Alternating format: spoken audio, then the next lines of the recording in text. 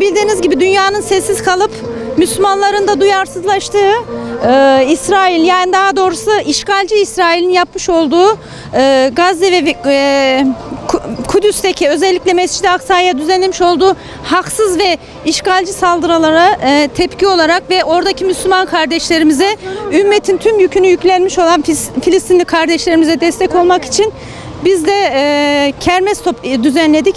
Geliri tamamıyla Filistin'deki kardeşlerimize gidecek. Biliyorsunuz işgalci İsrail'in zulmü yüzünden Filistin'de, hastanelerde, Gazze'deki insanlar mağdur durumda, ilaç, yakıt sorunları var, beslenme sorunları var. Yani onlar canlı bir hapishane ortamındalar.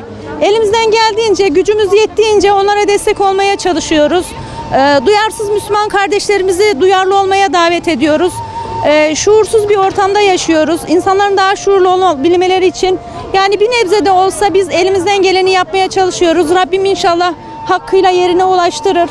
Oradaki ümmetin yükünü yüklenmiş olan Müslüman kardeşlerimize güç kuvvet verir. En azından bizim buradaki bir desteğimiz dahi onlara büyük bir güç vermekte. İsrail'i her ne kadar kendini güçlü gösterse de korkak bir devlet, kavim, lanetlenmiş bir kavim.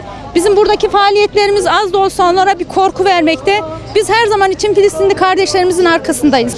Ben de yaptığımız bu kermesin Filistin'deki kardeşlerimize hastane ihtiyaçlarını gidermek için onların maddi ve manevi destek vermeye çalışıyoruz. O Müslüman kardeşlerimizi asla bu şekilde bırakmamamız gerektiğini ve bütün insanların bu konuda duyarlı olmasını istiyoruz.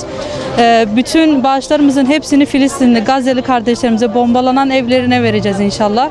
Onların yaralarına merhem olacağız. Sadece madden değil, manevi olarak da biz her zaman Müslüman kardeşlerimizin yanındayız.